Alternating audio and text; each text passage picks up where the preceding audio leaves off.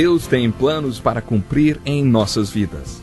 Essa é a mensagem de toda a Bíblia e é isso mesmo que estamos estudando aqui no Encontro com a Palavra, escrito pelo pastor Dick Woodward e narrado pelo pastor Edson Bruno. Fique atento a mais um programa que o Ministério Cooperativo Internacional leva a você. Com você agora, pastor Edson Bruno.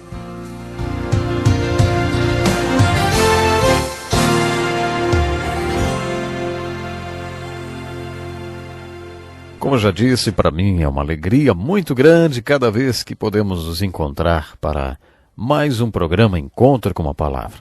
Nesse estudo estamos analisando toda a Bíblia e já chegamos ao estudo dos livros históricos de 1º e 2º Samuel. Nesses livros históricos vimos o pecado de Davi. No entanto, é no livro de Salmos que lemos sobre a confissão desse pecado. No Salmo 32, Davi nos fala sobre a confissão e o arrependimento do seu pecado e do perdão que ele experimentou. Quando estudamos 2 Samuel, dos capítulos 11 a 18, aprendemos que Davi passou um ano inteiro escondendo seu pecado. Esse deve ter sido o pior ano da sua vida. Podemos até concluir que durante todo esse ano Davi não orou. Durante esse ano ele também não pregou a palavra de Deus. Durante todo esse ano ele não louvou a Deus nem dirigiu seu lindo coral e orquestra de levitas. É provável que Davi sequer tenha ido à tenda de adoração, apesar de ter sido sempre esse o seu costume diário. Espiritualmente, Davi estava impotente e a sua capacidade para governar como rei estava prejudicada. Uma vez, vi um mosaico com o desenho de um herói sobre um cavalo branco. Embaixo do mosaico havia a seguinte inscrição: "Eu tenho a força de 100 homens porque meu coração é puro." O contrário também é verdadeiro. Quando há pecado na vida de um homem de Deus, esse homem torna-se espiritualmente impotente e sua liderança torna-se fraca. Seu cajado de pastor se quebra. Ele não tem mais poder para servir a Deus como líder de seu povo, porque os líderes de Deus lideram através do exemplo. Durante o ano em que encobriu seu pecado, Davi experimentou tudo isso. Mas quando o corajoso profeta Natã acusou Davi e o confrontou com seu pecado, Davi nos mostrou como acertar com o erro. Ele confessou e se arrependeu. No Salmo 32, Davi nos fala sobre os resultados dessa experiência de confissão e arrependimento. Dizem que os detalhes não são o assunto mais importante para se falar das experiências espirituais. Observe as experiências espirituais dos homens de Deus na Bíblia. Os detalhes dessas experiências variam muito e são muito diferentes. Mas preste atenção em um ponto. Os resultados de suas experiências são semelhantes. O que Davi está nos falando no Salmo 32 é resultado da sua confissão e de seu arrependimento. Ele coloca da seguinte forma: "Como é feliz aquele que tem suas transgressões perdoadas e seus pecados apagados. Como é feliz aquele a quem o Senhor não atribui culpa e em quem não há hipocrisia. Enquanto eu mantinha escondidos os meus pecados, o meu corpo definhava de tanto gemer. Pois dia e noite a tua mão pesava sobre mim, minhas forças foram se esgotando como em tempo de seca. Então reconheci diante de ti o meu pecado, e não encobri as minhas culpas. Eu disse: confessarei as minhas transgressões ao Senhor, e tu perdoaste a culpa do meu pecado. Portanto, todos os que são fiéis, orem a ti enquanto pode ser encontrado, quando as muitas águas se levantarem, elas não os atingirão." Davi afirma no Salmo 32 que o primeiro resultado da confissão e do arrependimento é a ausência de culpa. É a bênção do perdão. É isso que experimentamos quando confessamos e nos arrependemos, e é assim que devemos orar. Será que isso significa também que as pessoas santas de Deus pecam? É isso mesmo, não há nada nas Escrituras que indique que homens de Deus não pecam ou que alguém possa ficar tão santo que não peque mais. O alerta é esse: assim aquele que julga estar firme, cuide-se para que não caia. Isso está em 1 Coríntios capítulo 10, verso 12. O crente que acha que não peca torna-se muito vulnerável. No Salmo 32, Davi afirma: enquanto mantinha escondidos os meus pecados, o meu corpo definhava de tanto gemer. Ele ficou fisicamente doente por causa da culpa em seu coração.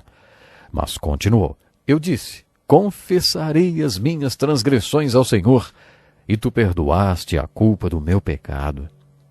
Tudo então mudou para Davi. A palavra confessar é feita de duas palavras que significam falar a mesma coisa. A palavra confessar no Novo Testamento é homolegeu. O homo significa a mesma coisa. Legeu significa falar. Portanto, confessar significa falar a mesma coisa. Quer dizer simplesmente que você está concordando com Deus. É isso que é confessar. Nesse salmo, Davi expressou sua alegria quando o pecado foi perdoado. Tu perdoaste a culpa do meu pecado. Portanto, que todos os que são fiéis orem a ti enquanto pode ser encontrado. Quando as muitas águas se levantarem, elas não os atingirão. Que alegria para ele, hein? Que alívio! Você já se perguntou como saber se realmente fomos perdoados? Algumas pessoas dizem que sabemos simplesmente porque é isso que a Bíblia afirma. A Bíblia declara isto. Você acredita que tudo fica acertado. A Bíblia declara, mas eu duvido. Fica indefinido. O consenso é que a Bíblia afirma que você é perdoado e você crê que foi, e com isso fica determinado o perdão. Mas há outra maneira de saber se seus pecados foram perdoados. Você sabe que foi perdoado quando Deus remove a culpa. Quando sua culpa é removida e você não a sente mais, quer dizer que seus pecados foram perdoados. Mas como Davi, você e eu sofreremos as consequências. Hoje muitos psicólogos lidam com a culpa de outra maneira. Segundo eles, não há culpa porque não há certo nem errado. Não existe aquilo que você não deve fazer. Não existe aquilo que você não pode fazer. Não existe aquilo que você é proibido de fazer. Não existem absolutismos morais. É assim que os psicólogos seculares lidam com a culpa. Eles dizem, a culpa é para crianças porque só elas permitem que as pessoas lhes digam o que é certo e o que é errado. Você está com as pessoas que acham que algumas coisas que você faz são erradas e isso faz sentir-se culpado. Afaste-se desses moralistas. Cerque-se de pessoas que não tenham esses conceitos moralistas e aí você resolverá o seu problema de culpa. É impressionante o número de pessoas que tenta resolver o seu problema de culpa dessa maneira. Mas não é assim que as Escrituras tratam a culpa. Davi não lida com a culpa dessa forma. Davi diz que sofria com a culpa porque era culpado e que tinha um problema de culpa porque tinha pecado. A solução do problema de Davi foi confessar-se culpado. Confessar sim que tinha pecado. É assim que você experimenta a bênção do perdão e sua culpa é removida. Essa é a solução de Deus para o problema da culpa. O Salmo 51 é a confissão de Davi. O Salmo 32 fala sobre as consequências da confissão de Davi. O Salmo 51 é a sua confissão. É um salmo lindíssimo. Esse salmo nos abre uma janela através da qual vemos a grandeza do homem Davi. Observamos 3 pontos nesse salmo. Primeiramente, Davi ora a Deus a respeito da fonte do seu pecado. É como se ele dissesse a Deus, Deus, o Senhor quer que eu seja honesto a respeito do que eu sou, no mais íntimo do meu ser, na minha essência. O Senhor quer que eu seja honesto a esse respeito. Diga-me a verdade a respeito da minha essência, do meu interior, do meu coração. Em resposta a esse pedido, Deus faz uma revelação a Davi. Então ouvimos Davi dizer, olhe para mim, eu sou um pecador. Quando era jovem, eu era pecador. Quando era criança, eu era pecador. Quando nasci, eu era pecador. No ventre de minha mãe, eu já era pecador. No momento em que fui concebido, eu já era pecador. É esse o meu problema. Lá no meu íntimo, sou um pecador. Observe o pedido de Davi depois que Deus lhe dá essa revelação. Há muitos pedidos no Salmo 51. Olha o pedido de Davi no versículo 10. Cria em mim um coração puro, ó Deus, e renova dentro de mim um espírito estável. A palavra em hebraico para cria é bara. Aprendemos o significado dessa palavra quando estudamos a criação no livro de Gênesis. Você se lembra? Bara significa fazer do nada. A palavra bara é usada apenas 3 vezes nos capítulos 1 e 2 de Gênesis. Bara significa que não havia nada e Deus fez essa bara que resultou em algo. Quando Davi faz esse pedido no Salmo 51, verso 10, cria em mim um coração puro, ó Deus, ele está dizendo para Deus, faz alguma coisa do nada. Ponha algo no meu interior, faz a minha essência diferente de quando eu nasci. Caso contrário, eu vou continuar pecando. Eu não consigo parar de pecar. O Senhor precisa fazer um milagre de criação no meu interior. Essa é a única maneira de eu viver uma vida que o glorifique. A resposta a esse pedido é o que o Novo Testamento chama de novo nascimento. Jesus disse: o que nasce da carne é carne, mas o que nasce do Espírito é Espírito. Não se surpreenda pelo fato de eu ter dito: é necessário que vocês nasçam de novo. Quando os apóstolos se referem ao novo nascimento em suas epístolas, eles usam a palavra criação. Se alguém está em Cristo, é nova criatura. Deus criou algo na essência do homem e da mulher que nasceram de novo. Davi teve uma revelação profética quando orou 1000 anos antes de Jesus dizer: é necessário que vocês nasçam de novo. Observe também o que motivou Davi a querer essa restauração. Ele diz: então ensinarei os teus caminhos aos transgressores, para que os pecadores se voltem para ti.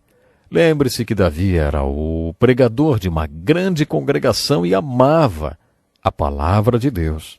Ele meditava na palavra de Deus dia e noite e amava pregar. Amava ensinar e a cantar a palavra de Deus. Ele amava conduzir a adoração ao Senhor. Por isso Natã sabia que havia alguma coisa errada com Davi. Provavelmente ele não fez nada disso durante todo aquele ano. A restauração de sua alma possibilitou voltar a fazer todas essas coisas. No Salmo 51, Davi não tem dúvida de que Deus iria restaurar sua alma e derramar todas essas maravilhosas bênçãos espirituais. Preste atenção ao final do Salmo, onde em sua oração Davi demonstra ter uma revelação incomum. Ele diz: não te deleitas em sacrifícios, nem te agradas em holocaustos. Você se lembra que, quando estudamos o tabernáculo, dissemos que os israelitas levavam um animal para a tenda de adoração e o ofereciam como um sacrifício pelos seus pecados? O tipo e a quantidade de animais dependiam do grau do pecado e também da situação econômica deles. Davi sabia que ele tinha condições de levar um rebanho inteiro para o tabernáculo, mas também sabia que Deus não queria que ele fizesse isso. Davi disse: os sacrifícios que agradam a Deus são um espírito quebrantado, um coração quebrantado e contrito. A palavra contrito significa extremamente arrependido do pecado. Davi está dizendo que o Senhor quer uma revolução no seu interior e não apenas uma atitude externa. É isso que o Senhor quer. Por isso ele ora para que o Senhor o quebrante no mais íntimo do seu interior e o sare de verdade. Ele pede que o Senhor venha criar realmente algo novo no seu interior, para que ele viva uma vida que glorifique a Deus. O Salmo 51 é uma linda oração de confissão e arrependimento. Vou falar mais uma vez: se você pecou e não sabe como confessar o seu pecado, se você precisa que uma nova alma seja criada no seu interior e não sabe o que fazer para que essa restauração aconteça, leia o Salmo 51 e faça desse salmo a sua oração de confissão e de arrependimento. Eu tenho certeza, você vai alcançar o perdão de Deus. Que lição importantíssima. Obrigado, pastor Edson Bruno. Prezado ouvinte, coloque em prática o que você ouviu aqui. Sem dúvida, sua vida será grandemente abençoada.